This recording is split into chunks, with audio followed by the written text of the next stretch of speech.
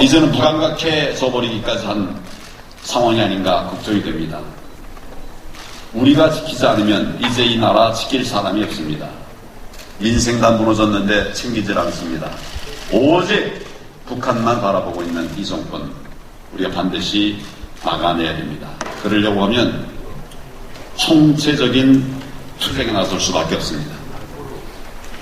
장외에서 싸울 것은 장외에서 확실하게 싸우고, 원내에서 싸울 것은 지금 여러분들이 하는 것처럼 확실하게 싸워서 막아내야 됩니다. 그리고 국민들이 꼭 필요로 하는 좋은 정책들을 많이 만들어서, 제대로 만들어서 국민들 앞에 내놓고 또 정책 경쟁을 하는 정책 투쟁을 해야 합니다. 우리가 할 수 있는 모든 수단을 다 동원해서 이 정부의 폭정을 막아내는 일에 여러분 한 분 한 분 다 힘을 합해 주시기를 바랍니다. 제가 다시 또 말씀을 드릴 수밖에 없습니다. 이 나라 무너져가는 것 보고서 그대로 넘어갈 수 없습니다. 정말 죽기를 각오하고 막아낼 수 있도록 여러분들께서 힘내주시고 또 제가 그 선봉에 서겠다는 말씀을 드립니다. 이 과정에서 정말 헌신하고 애쓰고 희생하신 이런 분들 한 분 한 분의 어려움들 제가 잊지 않겠습니다. 꼭 기억하고 반드시 당을 위해서 애쓰고 헌신한 이런 분들이 앞으로도 계속 당에서 큰 역할을 할 수 있도록 그렇게 잘 챙기도록 하겠습니다. 감사합니다.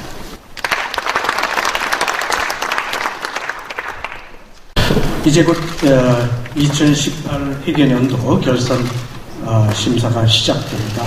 예결위는 우선 잠정 워크숍 등을 고려해서 다음 주 26일, 29일 종합정책 질의하고 부별 심사는 다음 달 초에 하는 것으로 우선 잠정 결정하고 금일 중으로 확정을 해서 통보해드리도록 하겠습니다. 우리 당은 문재인 정권의 가짜 재정 일자리 사업, 또 혈세 퍼주기 포퓰리즘, 그리고 좌파 이념 정책을 바로잡을 수 있는 마지막 기회라고 생각하고 이번 결산에 임하도록 하겠습니다. 우리 당의 결산 심사 방향에 대해서 간단히 말씀을 드리겠습니다. 이번 결산 심사는 예비비, 또 실집행 부진 사업, 그리고 추경 사업, 이렇게 좀 세 가지에 좀 집중해서 문제를 부각시키도록 하겠습니다. 그리고 고용 통계를 왜곡하기 위해서 의원님들 잘 아시는 바와 같이 지난 연말에 부더기 재정, 아주 단기 알바 수준의 재정 일자리 사업 만들어낸 거 잘 아실 겁니다. 이때 입법 부당한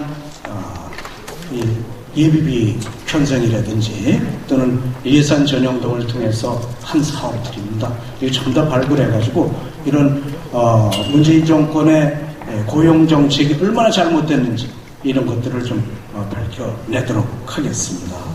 그리고 북한 또 김정은 발악이 현 정권의 이념 편향적인 사업을 분석해서 현 정부의 민낯을 국민들께 알려드리도록 하겠습니다. 그리고 국회의 승인 없이 추진한 신규 사업이나 사업계획을 임의로 변경한 사업, 부대의견 무시 등 국회를 경시한 사업에 대해서 추궁하겠습니다. 신규 사업은 국회의 승인을 받아야 된다. 그럼에도 불구하고 예를 들면 중소벤처기업부는 제로페이라는 신규 사업에 기금 변경과 예비비 편성 등을 통해서 무단으로 48억을 집행한 그런 사례도 있습니다. 다른 데도 우리 의원님들 같이 찾아주시기 바라고요. 마지막으로 작년 추경 심사 시 정부 측에서 연내 집행이 가능하다 이렇게 회의록에 기재되는데도 불구하고 집행률이 저조하거나 불용액이 다액인 이런 사업들 많이 있습니다. 이런 것도 찾아내도록 하겠습니다. 당 정책위에서 작성한 결산 관련 100대 문제 사업을 의원님들께 보내드렸습니다. 의원님들께서 참고해 주시기 바라고요. 이 100대 사업 외에도 상임위 단계부터 부적절한 예산 집행 사업들을 찾아내 주시기 바랍니다. 이번 결산에서 문재인 정권의 실정을 파헤쳐서 국민들께 소상히 알리고 이를 바로 잡아주시기 바랍니다. 감사합니다.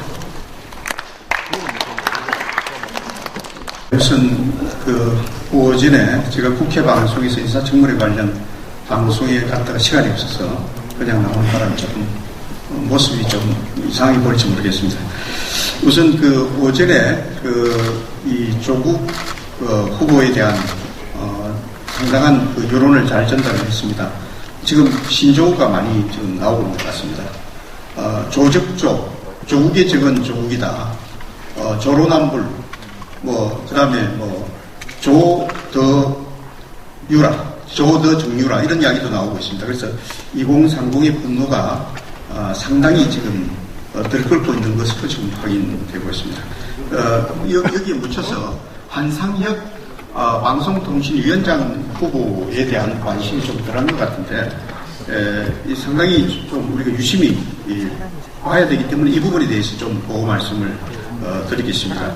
잘 아시다시피 방송통신위원회는 독립성과 공정성을 보장하기 위해서 임기가 위원장이 보장되어 있는데 이것을 억지로 끌어내리고 그의 역할을 할 수 있는 사람으로 지금 한상혁 후보를 지금 추천을 했는데 이것은 상당히 우리 자유민주주의의 기본 헌법 가치를 훼손하는 그런 거 아닌가 하는 우려가 큽니다.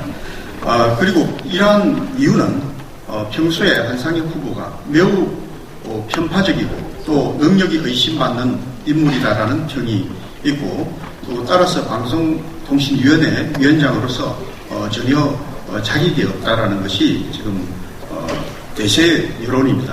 먼저 한상혁 방송통신위원장 후보 관련 중앙대 석사표절 논문 의혹 그리고 부모와 아내를 부양가족에 포함시키는 등 연말정산 부당공제가 확인되었습니다. 이는 문재인 정부가 인사결격 사유 7가지 중 연구 부정과 탈세 2개에 해당되는 사안입니다. 벌써 이렇게 나왔고요.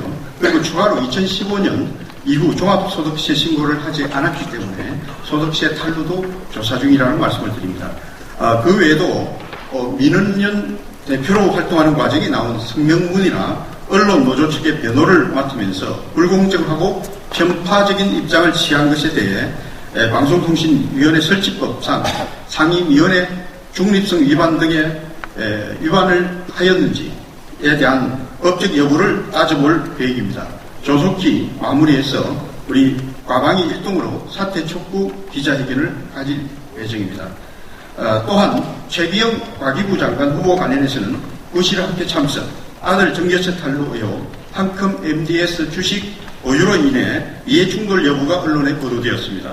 추가로 5년간 2,400만원 후원금, 여당 의원에 대한 후원금, 배우자 소유 부천 공장 불법 개정축 등의 문제가 발견되었습니다. 언론 보도를 통해 공론화 준비 등 그런 준비 중이라는 말씀을 드리고 탈원전 사회활동 이런 부분도 과기부 장관으로서 부적절한 행동이라는 말씀을 드립니다. 아직 야당 측과 청문회 일정을 확정하지는 못했습니다. 지도부와 협의하여 조국 후보 일정이 정해지는 대로 그에 맞춰 여당과 협상을 진행하도록 하겠습니다. 이어서 KBS 편파보도 및 수준료 거부 운동에 대해서 말씀을 드리겠습니다. KBS 문제에 대해서도 여러분들께서 잘 아시다시피 지난 7월 18일 우리 당대표님을 포함해서 여러 가지 반일 불매 운동에 한국당 로고 유출 보도 이후에 우리 당의 전격적인 우리 그런 시민사회 확산 운동이 있었습니다.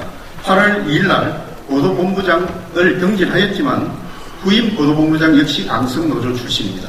게다가 8월 3일 KBS 이사에서 이사 퇴장 명령권, 토론 종결을 강제할 수 있는 보조동의안 등 독소 조항이 담긴 이사의 운영 규정을 강행 통과시켜 야당 이사진들의 안건 논의를 원천 봉쇄하는 등 완성의 기미가 전혀 보이지 않고 있습니다.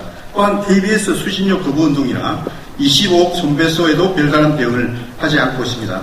그러나 보수우파 8.15 집회 축소 편향 보도를 포함해서 오히려 KBS 9시 뉴스에서는 조국 후보 의혹에 관련된 내용을 8월 17일까지 거의 보도를 하지 않고 있다가 논란이 커지자 그제서야 보도하는 등 편향성이 여전하다고 판단하고 있습니다. 이와 같이 KBS는 더 이상 공영방송 기능을 유지하지 못하기 때문에 국민의 수신료를 받을 자격이 없다고 판단되어집니다. 이에 저희 과방위에서는 KBS 수신료 분리 징수에 한 발 더 나아가 수신료 자체를 폐지하는 내용의 방송법 개정안을 위원회 차원에서 준비하고 있습니다. 의원님들께서 많은 참석을 부탁드립니다. 이상 보고 마치겠습니다. 감사합니다.